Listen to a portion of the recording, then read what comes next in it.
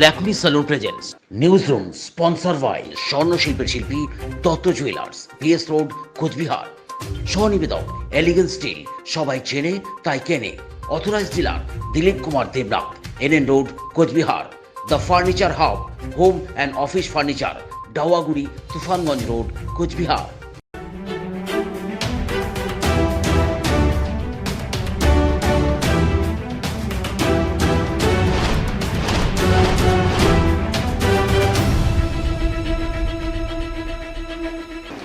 নমস্কার, আমি পায়েল। নিউজ রুমে আপনাদের স্বাগত। শুরুতে চোখ রাখবো আজকের হেডলাইন্সে। লকডাউন থেকে অব্যাহতি দাবিতে কোচবিহারের সোচ্চার ব্যবসায়ীরা।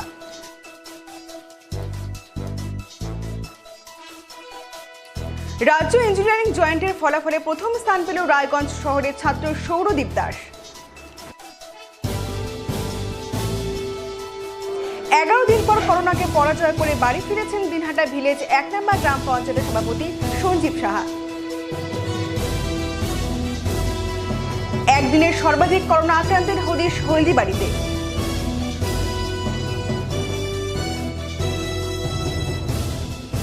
বালুরঘাট শহরের আখিরাপাড়ার মায়ের সম্ভ্রম বাঁচাতে গিয়ে মৃত্যু হলো ছাত্রের। এবারে আসছে বিস্তারিত খবরে। লকডাউনের জেরে টানা প্রায় 170 দিন বন্ধ রয়েছে ব্যবসায়িক প্রতিষ্ঠান, আর এর ফলে এক ভয়াবহ সংকটের মুখোমুখি দাঁড়িয়ে কোচবিহার জেলার ব্যবসায়ীদের, পাশাপাশি তাদের প্রতিষ্ঠান কর্মরত সহস্রাধিক কর্মচারী।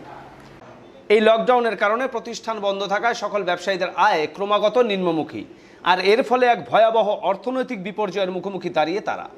তাই নিজেদের প্রতিষ্ঠানে দীর্ঘদিন ধরে কর্মরত কর্মচারীদের মাসিক মজুরি দিতে এই মুহূর্তে কার্যত অক্ষম হয়ে পড়েছেন এই ব্যবসায়ীদের একটি বড় অংশ।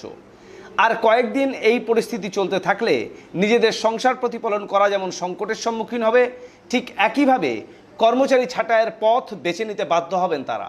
তাই অবিলম্বে এই লকডাউন প্রত্যাহার করার দাবিতে কোচবিহার জেলাশাসকের দপ্তরের সামনে বিক্ষোভ এবং জেলাশাসককে স্মারকলিপি দিলেন কোচবিহার শহরের ব্যবসায়ীরা।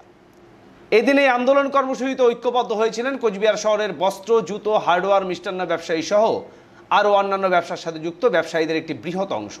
তারা জানান, পরিবহন ক্ষেত্রে কিছুটা কর ছাড়ের ঘোষণা করেছেন রাজ্যের মুখ্যমন্ত্রী। তাদের ক্ষেত্রেও এই ছাড়ের ব্যবস্থা করা হোক এবং এর পাশাপাশি এই লকডাউন থেকে অব্যাহতি দেওয়া হোক তাদের। কারণ দীর্ঘদিন ব্যবসা বন্ধ থাকলে তারাও যেমন অর্থনৈতিক ক্ষতির সম্মুখীন হবেন, ঠিক একইভাবে তাদের ব্যবসায়িক প্রতিষ্ঠানগুলিতে কর্মরত কর্মচারীদের পরিবার পরিজন নিয়ে পথে বসতে হবে। কারণ নিজেদের ব্যবসায় আয় কমে গেলে এই সমস্ত কর্মচারীদের বেতন দেওয়া তাদের পক্ষে অসম্ভব হয়ে উঠবে এবং অনিচ্ছা সত্ত্বেও তাদের ছাঁটাইয়ের পথ বেছে নিতে বাধ্য হবেন ব্যবসায়ীরা। এই অবস্থায় সরকার সহ কোচবিহার জেলা প্রশাসনকে সমূহ বিষয় তাদের বিবেচনার মধ্যে এনে অবিলম্বে সকাল 10টা থেকে রাত 8টা পর্যন্ত স্বাস্থ্যবিধি মেনে ব্যবসায়ীদের ব্যবসায়িক প্রতিষ্ঠান খোলা রাখার অনুমতি দেওয়ার দাবি জানানো হয়েছে বলে জানান তারা। বিভিন্ন ব্যবসায়ী সংগঠনের প্রতিনিধিদের নিয়ে কোচবিহার জেলা শাসকের সাথে মেমোরেন্ডাম দিয়ে কথা বললাম।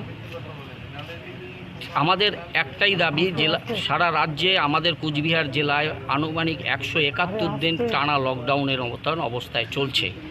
কিছু কিছু ক্ষেত্রে প্রশাসন কয়েকটা দিন খুব স্বল্প সময়ের জন্য বাজারগুলি খোলা রাখার চেষ্টা করছে। আমরা বারবার বলেছি, তাতে ক্রেতা সাধারণ ব্যাপক হারে একসাথে ভিড় করছে, তাতে সংক্রমণের সংখ্যা আরও বেশি বাড়ছে। আমরা চাই যে স্বাভাবিক নিয়মের মধ্যে জেলার সমস্ত দোকানপাট খুলে দেওয়ার ব্যবস্থা হোক।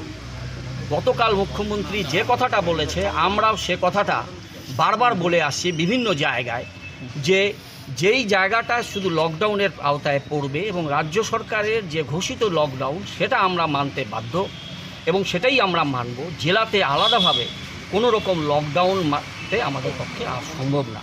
তার কারণ হচ্ছে, এতে আমাদের ব্যবসায়ীদের অবস্থা ত্রাহি মধুসূদন অবস্থা। প্রত্যেকটা ব্যবসায়ী ঋণে জর্জরিত, ব্যাংক ইন্টারেস্টের সাথে সাথে তার দোকানের এমপ্লয়ির স্যালারি, পিএফ তার দেওয়া তার পক্ষে অসম্ভব, সম্ভব নেই। আর এই অসম্ভব পরিস্থিতিতে আগামী দিন যদি আমরা আমাদের এমপ্লয়িদেরও স্যালারি দিতে অস্বীকার করি বা দিতে না পারি, তাহলে আগামীতে আমরা আশঙ্কা করতেছি একটা ভয়ঙ্কর পরিস্থিতির দিকে যেতে পারে। তাই আমরা জেলা প্রশাসনের কাছে অবিলম্বে শুধু লকডাউন এলাকার মধ্যে এই দোকানপাটগুলো বন্ধ রেখে স্বাভাবিক জীবনে যে আমাদের শুধু কন্টেনমেন্ট জোনগুলির মধ্যেই শুধু দোকানপাট বন্ধ রেখে সমস্ত বাকি জেলার সমস্ত দোকানপাট স্বাভাবিক নিয়মের মধ্যে সকাল 8টা থেকে রাত 8টা যে আমাদের স্বাভাবিক দোকানপাট করার নিয়ম, সেই নিয়মের মধ্যে আমাদের দোকানগুলি খুলে দেওয়ার ব্যবস্থা করা। কিন্তু কোচবিহার শহরই তো কন্টেনমেন্ট জোন ঘোষণা করে দিয়েছে, পুরো মিউনিসিপ্যালিটি এরিয়ায় পুরো মিউনিসিপ্যালিটি এরিয়া কন্টেনমেন্ট রোলে আমরা যেটুকুনো জানি সেখানে আমরা অফিস এবং কোনো রকম ভেহিকেলস এবং সাধারণ মানুষের মুভমেন্ট থাকে না, কিন্তু আমরা লক্ষ্য করেছি যে সেখানে সমস্ত প্রকার সাধারণ মানুষ থেকে শুরু করে সমস্ত সাধারণ পরিবহন এবং অফিস সেগুলো চালু আছে। শুধু আমরা যারা স্থায়ী দোকানদার সেই দোকানগুলিকেই বন্ধ রাখা হচ্ছে, এতে আমরাই ক্ষতিগ্রস্ত হচ্ছি। তাই আমরা শুধু কন্টেনমেন্টের জনের দোকান বন্ধ শুধু আমরা রাখতে বাধ্য থাকব। বাকি স্বাভাবিক নিয়মে যেটা রাজ্য সরকারের যেটা নিয়ম, সেই নিয়ম মেনে আমরা সরকারি স্বাস্থ্যবিধি মেনে আমরা যে দোকান খোলার নিয়ম সেটাই আমরা পালন করব। আগামীতে যদি এই না হয় আমাদের ঊর্ধ্বতন কর্তৃপক্ষের নির্দেশ অনুযায়ী পরবর্তী পর্যায়ে আমাদের যা পদক্ষেপ নেওয়া উচিত সেটা আপনাদেরকে সবিস্তার আপনাদেরকে জানানো হবে এবং প্রয়োজনে আমরা আবার আপনাদেরকে এবং প্রশাসনের সাথে এবং মাননীয় মুখ্যমন্ত্রীর দ্বারস্থ হয়ে আমরা জেলার সমস্ত ব্যবসায়ী, আজকে যেহেতু আমরা একটা লকডাউনের পরিবেশ এবং আমরা সকলকে নিয়ে আসতে পারি না, আমরা শুধু সংগঠনের প্রতিনিধিদেরকে নিয়ে এখানে স্বর্ণ, hotel, restaurant, grocery, hardware, telecom, বস্ত্র, সমস্ত ট্রেডের প্রতিনিধিরা আমাদের সাথে, মিষ্টান্ন সবাই মজুদ আছে। সবাইকে নিয়েই আমরা ছোট আকারে আজকের এই ডেপুটেশন আপনাদের মাধ্যমে আমরা জেলাতে সবার কাছে এবং জেলা শাসক সাথা আমাদের রাজ্য সরকারের কাছে পৌঁছে দিতে চাই, যাতে ব্যবসায়ীদের কথা, কুচবিহার জেলার মানুষের কথা ভেবে আমরা চাই যে স্বাভাবিকভাবে আমাদের দোকানপাট খুলে দেওয়ার ব্যবস্থা করা হোক। রাজ্য ইঞ্জিনিয়ারিং জয়েন্টের ফলাফলে প্রথম স্থান পেল উত্তর দিনাজপুর জেলার রায়গঞ্জ শহরের ছাত্র সৌরদীপ দাস। রায়গঞ্জ শহরের অশোকপল্লীর বাসিন্দা সৌরদীপ ঝাড়খণ্ডের দেওঘর রামকৃষ্ণ মিশন থেকে উচ্চ মাধ্যমিকে 97.8% নম্বর পেয়েছিল। রায়গঞ্জ শহরের সারদা বিদ্যা মন্দির থেকে মাধ্যমিকে 97% নম্বর পেয়ে পাশ করেছিল সৌরদীপ। ইচ্ছে ভবিষ্যতে গবেষণা করে দেশের জন্য কিছু করার। তার এই অভূতপূর্ব সাফল্যে খুশি তার পরিবার। খবর শুনেই সৌরদীপকে সম্বর্ধনা দিতে তার বাড়িতে ছুটে যান রায়গঞ্জ পৌরসভার চেয়ারম্যান সন্দীপ বিশ্বাস। তিনি বলেন, সৌরদীপের এই সাফল্য রায়গঞ্জ তথা উত্তর দিনাজপুর জেলাকে গর্বিত করেছে। রায়গঞ্জ পৌরসভার পরিবার তার পাশে আছে। উত্তর দিনাজপুর জেলা শস্য সুরক্ষা দপ্তরের সহ অধিকর্তা শঙ্করচন্দ্র দাস ও তার মা গৃহবধূ ফুলটুসি দাসের কৃতি সন্তান সৌরদীপের এই অভাবনীয় সাফল্যে খুশি রায়গঞ্জের বাসিন্দারা। ছোটবেলা থেকেই পড়াশোনায় মেধাবী এই ছাত্র সৌরদীপ মাধ্যমিকের পর ঝাড়খণ্ড রামকৃষ্ণ মিশন স্কুলে উচ্চ মাধ্যমিকে ভর্তি হন। উচ্চ মাধ্যমিককে 97.8% নম্বর পায় সে। রাজ্যে ইঞ্জিনিয়ারিং জয়েন্ট পরীক্ষায় বসে। শুক্রবার জয়েন্টের রেজাল্টে সে রাজ্যে প্রথম স্থান অধিকার করে। পড়াশোনা ছাড়া ছবি আঁকা তার অন্যতম শখ। এছাড়াও ব্যাডমিন্টন খেলতে ভালোবাসে সৌরদীপ। ভবিষ্যতে বিজ্ঞানী হওয়ার স্বপ্ন রয়েছে তার। এত ভালো হবে আশা করিনি রেজাল্টটা, কিন্তু তাও একটু খুশি লাগছে খুব। আগামীতে কি হতে চাও? সায়েন্টিস্ট হতে চাই। হতে লাগলো, এতটা আশা করিনি এত ভালো। মাধ্যমিকে কিরকম ফল করেছিল? মাধ্যমিকে 97% ছিল। তারপর বাবা মা কতখানি আশা করেছিল, তুমি কতখানি আশা করেছিল? ওরকম মাধ্যমিকে একটু ভালো হলে ভালো হতো, কিন্তু উচ্চ মাধ্যমিকে চেষ্টা করেছি ভালো করার। আগামীতে কি হতে চাও? সায়েন্টিস্ট। কেন? দেশের জন্য একটা কিছু নতুন আবিষ্কার করব, টেকনোলজি। কি ধরনের সেটা ভাবিনি এখনো। আগে একটু ডিপ করে পড়তে হবে, গভীরে গেলে তারপরে বুঝতে পারবো। এই যে তুমি এত ভালো রেজাল্ট করলে, কি মানে তোমার সাফল্যের চাবিকাঠিটা কি? এমনি মানে মন দিয়ে পড়তাম। করোনা আবহের মাঝে বিজেপি কর্মী বাড়িতে ভাঙচুর এবং বোমাবাজি করার অভিযোগ উঠল তৃণমূল কংগ্রেসের বিরুদ্ধে। ঘটনাটি ঘটেছে মাথাভাঙা শহর লাগোয়া ফকিরকুটি গ্রামে। এই ঘটনায় পিন্টু সূত্রধর নামে একজন জখম হয়ে হাসপাতালে ভর্তি হয়েছে বলে অভিযোগ বিজেপির স্থানীয় নেতৃত্বের, যদিও এই অভিযোগ অস্বীকার করেছে তৃণমূল। স্থানীয় বিজেপি নেতা সুরেন বর্মনের অভিযোগ, অযোধ্যায় ভূমি পুজো উপলক্ষে তারা সামিল হয়েছিলেন একটি জায়গায়, আর সেটা তৃণমূল কংগ্রেসের সহ্য হচ্ছিল না। তাই বৃহস্পতিবার রাতে তৃণমূলের হারমাত বাহিনী এলাকার বেশ কয়েকটি গাড়ি ভাঙচুর করে। তাদের বাড়ি ভাঙচুর করা হয়েছে। তারা কোনো রাজনৈতিক দলের সাথে যুক্ত না। এই এলাকার শান্তিপূর্ণ পরিবেশ বিঘ্নিত করার জন্যই তৃণমূল এই কাজ করেছে। এই হামলায় পিন্টু সূত্রধর নামে এক ব্যক্তি গুরুতর আহত হয়। সে বর্তমানে হাসপাতালে চিকিৎসাধীন। সুরেনবাবু আরও অভিযোগ করে বলেন, শুধু বাড়ি ভাঙচুরি নয়, দুষ্কৃতীরা এলাকায় বোমাবাজিও করেছে। অবিলম্বে যারা প্রকৃত দোষী তাদের গ্রেপ্তার করে এলাকায় শান্তি রক্ষা করুক পুলিশ। যদিও তৃণমূলের বিরুদ্ধে ওঠা অভিযোগ ভিত্তিহীন বলে দাবি করেছে তৃণমূল কংগ্রেস। তৃণমূল কংগ্রেস নেতা তথা দলের নবনিযুক্ত মুখপাত্র নরেন্দ্রচন্দ্র দত্ত বলেন, ফকিরিকুটি এলাকায় গতরাতে যে হামলা হয়েছে তাতে তৃণমূল কংগ্রেসের সঙ্গে কোনোভাবে যুক্ত নন কেউ। আর বিজেপির পায়ের তলায় মাটি সরে যাওয়াতে কারো পারিবারিক দ্বন্দ্বতেও সাম্প্রতিকতা খুঁজে পান। বিজেপি এখন দুটো দল, একটা দিলীপপন্থী আর একটা মুকুলপন্থী, তাই তাদের দলের নেতাকর্মীরা এলাকায় অশান্তি সৃষ্টি করবার জন্য নিজেরাই নিজেদের বাড়িতে হামলা চালিয়ে রাজনৈতিকভাবে ফায়দা লোটার চেষ্টা করছে। এই ঘটনায় তাদের কোনো কর্মী যুক্ত ছিল না, এটা দায়িত্ব নিয়ে তিনি বলতে পারেন, কারণ তৃণমূল কংগ্রেস এই ধরনের নোংরা রাজনীতি করে না। গতকাল রাত্রে 8টায় আমরা হঠাৎ কয়েকটা বোমের আওয়াজ পাই এবং শুনতে পারলাম ওই কিছু দুষ্কৃতী আমাদের পাড়ায় ঢুকে এবং আমাদের পাড়ার কিছু দুষ্কৃতী মিলে কিছু বাড়িতে 5 তারিখ অযোধ্যায় ওই যে ভূমি পূজার অনুষ্ঠানের সবাই 5 তারিখ ছিল একটা অনুষ্ঠানের প্রোগ্রাম, সেই প্রোগ্রামের অ্যাকশন নেওয়ার জন্য গেলকাল রাত্রে আমাদের বাড়ি কিছু কিছু দেখে এবং নিরীহ অপরাধী বাড়িগুলো সেগুলোই ভাঙচুর করে এবং ওরা আগ্নেয়াস্ত্র নিয়ে আসে। সেই আগ্নেয়াস্ত্র দিয়ে আমাদের একটা সাধারণ ছেলেকে ব্যাপকভাবে ভীষণভাবে প্রচণ্ডভাবে মারধর করে সে আজকে মাথাভাঙা হসপিটালে ভর্তি এবং মৃত্যু শয্যায়। এটা ওদের বানানো কথা। এখানে তৃণমূল কংগ্রেস ওরা নিজেদের মধ্যে ঝামেলা করবে, তার দায় তৃণমূল কংগ্রেস নেবে বা তারা বলবে তৃণমূল কংগ্রেস করেছে, এটা একদম ভুল কথা। এটা ওদের দায় সারা কাজ, এটা ওদের নিজেদের গোষ্ঠী কোন্দলের ফল। এটা একটা আতঙ্ক যাতে হয়, যাতে তৃণমূলের নামে দুর্নাম হয়, এর জন্য তারা করেছে। এখানে আপনাদের দলের যোগ সাজস আছে বলে জোর গলায় বিজেপি বলেছে। ওদের তো সবসময় জোর গলা, গোমূত্র খেলে তো জোর গলা, তো আওয়াজটা বেশি হবেই। মানে যেটা বলছেন যে ওরা যে অভিযোগটা করছে পুরোপুরি মিথ্যা, একদম মিথ্যা, ভিত্তিহীন, কোনো এটার সাথে তৃণমূলের কোনো যোগ নেই। 11 দিন পর করোনাকে পরাজয় করে বাড়ি ফিরলেন দিনহাটা ভিলেজ 1 নম্বর গ্রাম পঞ্চায়েতের সভাপতি সঞ্জীব সাহা। জানা যায় গত 11 দিন আগে সঞ্জীব সাহার রিপোর্ট পজিটিভ আসে, কিন্তু তার শরীরে কোনো উপসর্গ না থাকায় তাকে কোভিড হাসপাতালের বদলে প্রশাসন তাকে নয়ারহাটের কোয়ারেন্টাইন সেন্টারে নিয়ে যায়। সেখানেই পুনরায় তার টেস্ট হয়। অবশেষে 10 দিন পর তার কোভিড টেস্টের রিপোর্ট নেগেটিভ আসে। নেগেটিভের খবর এসে পৌঁছতেই স্বস্তির নিঃশ্বাস ফেলেন গ্রামবাসীরা। শুক্রবার সকালে তিনি সুস্থ হয়ে বাড়ি ফিরতেই আশপাশের বাসিন্দারা এবং ভিলেজ 1 গ্রাম পঞ্চায়েতের তৃণমূলের কর্মীরা তাকে স্বাগত জানান। অভিনব কায়দায় বাজি ফাটিয়ে, ঢাকঢোল বাজিয়ে, পুষ্পস্তবক দিয়ে সঞ্জীব সাহাকে অভিনন্দন জানান গ্রামবাসীরা।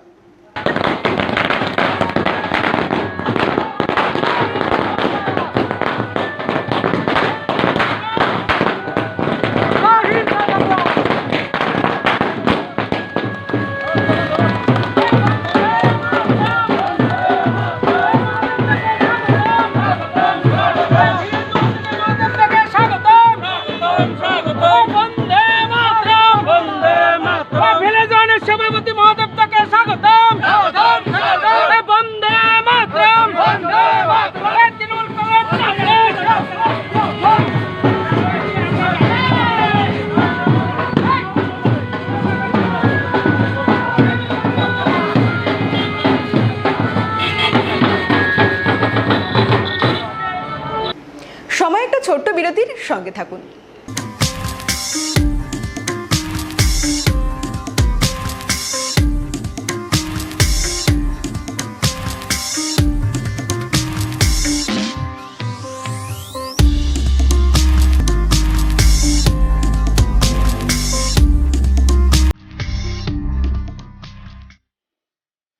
আমাদের শক্তি আপনাদের নির্ভরযোগ্যতায়, আমাদেরই সততা আপনাদের বিশ্বস্ততায়। স্বর্ণশিল্পের শিল্পী Dutta jewellers, BS road, Cooch Behar. Elegant Steel, a 20 years old most renowned brand, now under the umbrella of Shakambhari Group. The steel plant has the manufacturing capacity of 7 lakh ton per year and generate employment of more than 5,000 people. The plant is fully environment friendly and maintain water harvest. It manufactures sponge iron, billets, ferroalloys, TMT bars, wire rods, and power generation. The company does many CSR activities for the upliftment of the society. Authorised dealer Dilip Kumar Debnath, NN road near NN park, Cooch Behar. যত্নে থাকুক তোমার ইচ্ছেরা, সাজিয়ে রেখো পুরনো তারা, শীতের ধুলো শিমুল তুলো, পোশাক আশাক ভরসাগুলো ভরসা হারায় তোমাকে ছাড়া। পুষ্পা ফার্নিচার, যত্নে থাকুক সবকিছু। Authorised dealer the furniture house, Dawaguri, Tufanganj road, Reliance petrol পাম্পের বিপরীতে, কোচবিহার। ফিরে এলাম বিরতির পর। প্রতিবেশীদের সঙ্গে সংঘর্ষের সময় মায়ের সম্ভ্রম বাঁচাতে গিয়ে মৃত্যু হলো এক ছাত্রের। ঘটনাটি ঘটেছে বালুরঘাট শহরের আখিরাপাড়ায়। মৃতের নাম রত্ন বর্মন, বয়স 17। সে নদীপাড় NC হাই স্কুলের 10ম শ্রেণীর ছাত্র ছিল। বালুরঘাট থানা থেকে সামান্য দূরে এই ঘটনায় এলাকায় যথেষ্ট চাঞ্চল্য ছড়িয়েছে। পাশাপাশি শোকের ছায়া নেমে এসেছে এলাকায়। এলাকার লোকজন ভাবতেও পারছেন না প্রতিবেশীদের গণ্ডগোলের মধ্যে পড়ে এভাবে অকালে প্রাণ দিতে হবে এমন একটি স্কুল ছাত্রকে। পুলিশ এখনও পর্যন্ত 3 জনকে আটক করে থানায় নিয়ে গেলেও বাকি অন্যরা পালিয়ে যাওয়ায় এখনও তাদের ধরতে পারেনি পুলিশ। তাদের খোঁজে তল্লাশি চালাচ্ছে পুলিশ। যদিও স্থানীয় ও মৃতের পরিবারের কেউ কেউ অভিযোগ জানিয়েছেন, সংশ্লিষ্ট এই এলাকার প্রাক্তন পঞ্চায়েত সদস্যের সামনে এই ঘটনা ঘটলেও তিনি এই প্রতিবেশীদের ঝামেলা থামাতে যাননি। যদিও প্রাক্তন পঞ্চায়েত সদস্য পিঙ্কি সরকার এই অভিযোগ অস্বীকার করেছেন। স্থানীয় সূত্রে ও মৃত ছাত্রের পরিবার সূত্রে জানা গেছে, বৃহস্পতিবার সকালে আখিরাপাড়ায় 2 পরিবারের মহিলাদের মধ্যে প্রথমে বচসা শুরু হয়। এর আগেও নাকি নানান ব্যাপারে এই 2 প্রতিবেশী মহিলার মধ্যে ঝামেলা হয়, আবারও স্থানীয়দের হস্তক্ষেপে তা মিটে যায়। সেরকম 2 মহিলার মধ্যে চলা সকালের ঝামেলা মিটে গেলেও ফের তারা সন্ধ্যায় আবারও একই ঝামেলায় জড়িয়ে পড়েন। জানা গেছে, সন্ধ্যায় রত্নের মা রুমা দেবী পাড়ার দোকানে জিনিস কিনতে গেলে 2 পরিবারের মধ্যে সংঘর্ষ বেঁধে যায়। ঝামেলার পর খবর পেয়ে রত্ন ছুটে গিয়ে মায়ের সম্ভ্রম বাঁচাতে যায়। এর মধ্যে সংঘর্ষ চলাকালীন রত্নের মাথায় কাঠ দিয়ে আঘাত করা হয় বলে অভিযোগ। ঘটনাস্থলে লুটিয়ে পড়ে রত্ন। বৃহস্পতিবার রাতে প্রথমে তাকে বালুরঘাট জেলা হাসপাতালে নিয়ে যাওয়া হয়। সেখানে তার অবস্থার অবনতি হলে পরে তাকে কলকাতা রেফার করেন কর্তব্যরত চিকিৎসকেরা। কলকাতা নিয়ে যাওয়ার পথেই শুক্রবার ভোর রাতে মৃত্যু হলো রত্নর বলে পরিবার সূত্রে জানা যায়। গোটা ঘটনা তদন্ত শুরু করেছে বালুরঘাট থানার পুলিশ। ইতিমধ্যে 3 জনকে আটক করেছে পুলিশ। আমার ভাস্তির সঙ্গে 2-3 মহিলা গন্ডগোল, মারামারি, অনেকদিন থেকে আমার সঙ্গে শত্রুতা। তো আমার ভাস্তির দোকানে গেছে, ওকে হিট মারছে। হিট মারছে, পরের বার আবার গেছে, আবার হিট মারছে। তখন আমার ভাস্তি উত্তর দিছে। উত্তর নেওয়ার সঙ্গে সঙ্গে আমার ভাস্তিকে ধরে মারতে লাগছে। আমি এখান থেকে দাঁড়িয়ে ছাড়াইছি। ছাড়ানোর পরে ওরা আগে থানায় চলে গেছে কেস করতে। আমরা কেস করে আসছি। কেস হওয়ার পরে আমরা আবার বাড়ি আসছি। আসার পরে ওদের বাড়ির ছেলেগুলো রাতে আসছে। আমি গেছি দোকানে। আমি দোকানে কোনোদিন যাই না, ওকে আমি ডাকে পালাম না।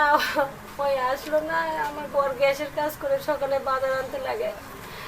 তো আমি বাজারে নিতে গেছি। ওরা রাস্তার মধ্যে সব ঠিকই লাগেছিল, সব ঠিকই লাগে। তর্কাতর্কি করতে আমার শাড়ি জামা কাপড় খুলতে লাগে গেল। আমার ছেলে এখান থেকে গেছে, আমার ছেলের মাথার মধ্যে পানি মারা দিল ওরা, আর ফেলে দিল ওখানে। শাস্তি যেন কজন ছিল ওখানে দিদিভাই? কজন ছিল? 3-4 জন ছিল। ওরা ছেলে মেম্বার ছিল। মেম্বারের জন্য হাসপাতাল পায়ে গেছে ওরা। মেম্বার যেমনি বলা তেমনি আছে। পুলিশ কাউকে অ্যারেস্ট করেছে এখন অবধি?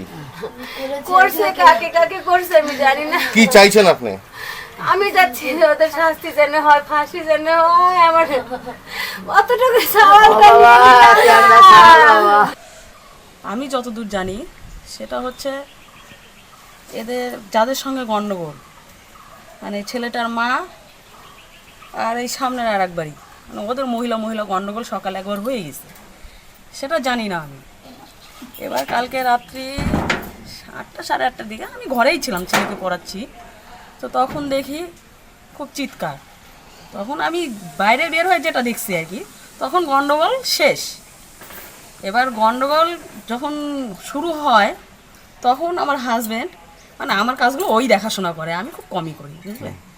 ওই এবার ওকে ওই গেছিল আর কি, চিৎকার চেঁচামেচি শুনতে পেয়েছে, ওই গেছে, স্বাভাবিক যেতেই হবে মেম্বার, যেহেতু মানে এটা পৌরসভা হয়তো আমরা এখন এক্স মেম্বার হয়ে গেছি, বুঝলেন, এখন আমরা পদে নেই আর কি এখানকার। তো ওই তখন যায় ওখানে, আমাদের তো জনগণকে মানে ঠান্ডা করতে হবে, আমরা তো উত্তেজিত করতে পারবো না। এবার ওই বাধা দেওয়ার চেষ্টা করছে, দুপক্ষকে বাধা দেওয়ার চেষ্টা করছে। যে ছেলেটা মারা গেছে ওর মা মানে ওকে অকথ্য গালিগালাজ করছে, যে এবার ওখানে অকথ্য গালিগালাজ শোনার পরও ওই ওখান থেকে সরে এসে থানাতে ফোন করছে, বুঝলেন।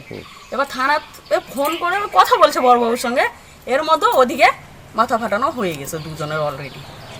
তাহলে এখানে তো ওই মেম্বার, ও তো ওখানে থাকবেই ওখানে, এবার ওই তো আর জনগণকে ফুসলেই গন্ডগোল করাতে পারে না, ওই ঠান্ডা করার জন্যই। ঠিক আছে, একটা গন্ডগোল হয়েছে, সেখানে দুই পক্ষের মধ্যে মারামারি সবই ঠিক আছে, এই যে বাচ্চাটাকে মারা আর বাচ্চাটা চলে যাওয়া পৃথিবী থেকে, এই বিষয় এটা খুব খারাপ।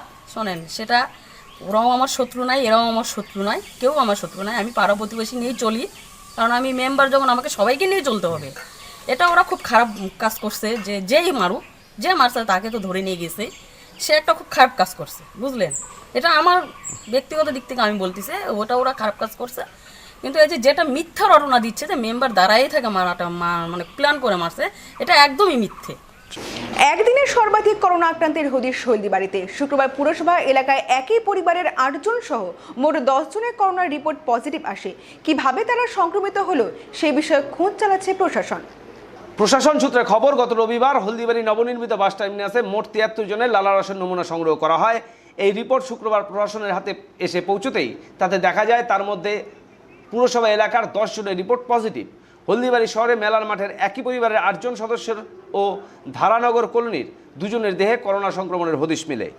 এদিন খবর পেয়ে আক্রান্তদের বাড়ি ছুটে যান মেকলিগঞ্জের বিধায়ক অর্ঘ্য রায় প্রধান, বিডিও তথা পুরসভার প্রশাসক সঞ্জয় পণ্ডিত, হলদিবাড়ি থানার আইসি দেবাশিস বসু প্রমুখ। হলদিবাড়ির বিডিও সঞ্জয় পণ্ডিত বলেন, বর্তমানে এই আক্রান্তের কোনো উপসর্গ না থাকায় তাদের হোম কোয়ারেন্টাইনে থাকার নির্দেশ দেওয়া হয়েছে। এলাকাগুলি কন্টেইনমেন্ট জোন হিসেবে ঘোষণা করে বাস দিয়ে ব্যারিকেড করে দেওয়া হয়েছে ও স্যানিটাইজ করা হয়েছে। ইতিমধ্যে আক্রান্তের সংস্পর্শে কারা কারা এসেছেন তা চিহ্নিত করে তালিকা তৈরি করা হচ্ছে।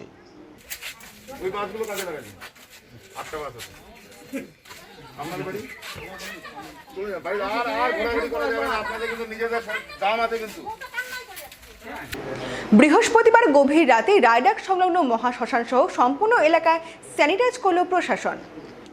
প্রসঙ্গত, বৃহস্পতিবার এই শ্মশানে করোনা সন্দেহে এক ব্যক্তির মৃতদেহ দাহ করা নিয়ে স্থানীয়রা দীর্ঘক্ষণ পুলিশকে ঘিরে বিক্ষোভ দেখায়। পরে স্থানীয়দের সাথে আলাপ আলোচনার পর গ্রামবাসীদের দাবি মতো গভীর রাতেই এই এলাকা স্যানিটাইজ করা হয়।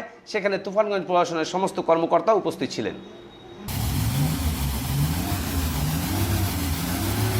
দাদা এই রোডটা মারুন, রোডটা ওইদিকে যায়নি, এই দিকটাই মানে যাবে, আপনি যদি আসলেন। কোচবিহার জেলাতে সর্বপ্রথম কোচবিহার ঘোষপাড়া ইউথ ক্লাবের পক্ষ থেকে কোভিড-19 সোয়াব টেস্টের ব্যবস্থা করা হয়েছে শুক্রবার। এদিন কোচবিহার ঘোষপাড়া ইউথ ক্লাব প্রাঙ্গণে প্রায় 90 জনের এই লালারসের পরীক্ষার ব্যবস্থা করা হয়। এই মহতি উদ্যোগে খুশি এলাকাবাসী সহ প্রত্যেক ক্লাব সদস্য। এ বিষয়ে ক্লাব সদস্য কৌশিক ঘোষ কি জানিয়েছেন শুনে নেব, পাশাপাশি ঘোষপাড়া ইউথ ক্লাবের যুগ্ম সম্পাদক সমীর ঘোষ কি জানিয়েছেন তাও শুনে নেব আমরা। ঘোষপাড়া ইউথ ক্লাবের পক্ষ থেকে আজকে যেই মহতি উদ্যোগ, যে কোভিড-19 সোয়াব টেস্টের যে উদ্যোগ নেওয়া হয়েছিল, সেটা সাধুবাদ জানাই। কারণ এই সময়কালে সারা পৃথিবীর সাথে সাথে ভারতবর্ষ সহকারে কোচবিহারে আমরা নতুন করে দেখতে পাচ্ছি করোনা হাব তৈরি হচ্ছে আমাদের জেলা, প্রতিদিন 80টা 100টা করে কেস। এই সময়কালে আমরা ঘোষপাড়া ইউথ ক্লাব ওই সম্পাদক সমীর ঘোষ বলার সময় বললেন যে আমরা প্রত্যেকটা বাড়ি একে একের সাথে ওতপ্রোতভাবে মিশে থাকি। এই সময়কালে নিজেদের তার সাথে সাথে পারিপার্শ্বিক মানুষজন সবার স্বাস্থ্য খেয়াল রেখেই এই উদ্যোগকে আমরা সাধুবাদ জানাই। আমরা চাই যে আমরা শুরু করলাম ঠিকই, প্রথম বলেই এটা শেষ নয়, অন্যান্য ক্লাবও যেন এই উদ্যোগটা গ্রহণ করে তাদের পাড়ার প্রত্যেকটা মানুষের স্বাস্থ্য সুরক্ষার দিকে তাকিয়েই এই উদ্যোগ যেন প্রত্যেকটা ক্লাবই সবখানে করে। ঘোষপাড়া ক্লাবের পক্ষ থেকে আমরা কোভিড-19 যে টেস্ট হচ্ছে সোয়াব টেস্ট, এই টেস্টে আজকে আমরা করছিলাম, সেটা হলো 90 জন আমাদের এখানে টেস্ট করেছে। আমাদের ক্লাবের সদস্য, পারিপার্শ্বিক আরও লোক, বাসিন্দা তারাও করেছে। কেন এই উদ্যোগ গ্রহণ করলেন ক্লাবের পক্ষ থেকে? এই তো প্রথম কোচবিহার শহরের বুকে আমরা এই উদ্যোগ গ্রহণ করলাম, সর্বপ্রথম আমরাই ঘোষপাড়া ক্লাবের পক্ষ থেকে এই কোভিড-19 টেস্টের জন্য আমরা উদ্যোগ গ্রহণ করলাম। কেন করলাম? যে অবস্থা সারা ভারতবর্ষের সাথে সাথে পশ্চিমবঙ্গ তথা কোচবিহারে যেই পরিস্থিতি চলছে, কিছুদিন 2-3 দিন আগে আমাদেরই পাড়ার 2 জন গত হয়েছে। তারা করোনার জন্য গত হয়নি, কেউ একজন গত হয়েছে স্ট্রোকে, আরেকজন গত হয়েছে তার ব্যক্তিগত কোনো অসুখ ছিল তার জন্য হয়েছে, কিন্তু ওদের নেগেটিভ বরাবরই টেস্ট বরাবরই নেগেটিভ আসছে। কিন্তু তবুও আমরা এই পরিস্থিতি যাতে আরও না বেশি হয়, অ্যাকচুয়ালি আমরা ঘোষপাড়ায় সবাই সবার সাথে ভালোভাবে একান্তিতভাবে মিশি, তার জন্য আমরা ভাবলাম যে আমাদের এই টেস্টটা সত্যি করানো উচিত। কারা এসেছিলেন টেস্ট করাতে? এসেছিল আমাদের সরকারের পক্ষ থেকে আসে, স্বাস্থ্য দপ্তরের পক্ষ থেকে। শেষ করার আগে হেডলাইন্সগুলো আরও একবার। লকডাউন থেকে অব্যাহতি দাবিতে কোচবিহারের সোচ্চার ব্যবসায়ীরা।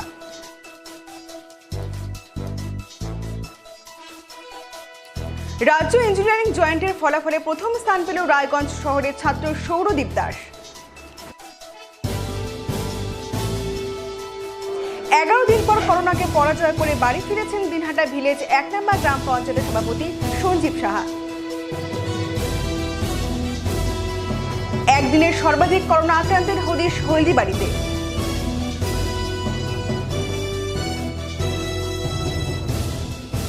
বালুরঘাট শহরের আখিরাপাড়ার মায়ের সম্ভ্রম বাঁচাতে গিয়ে মৃত্যু হলো ছাত্রের। এখনকার মতো নিউজ রুম এই পর্যন্তই। আপনারা দেখছেন নিউজ রুম ডিজিটাল বাংলা, আগে ভাগে সবার আগে।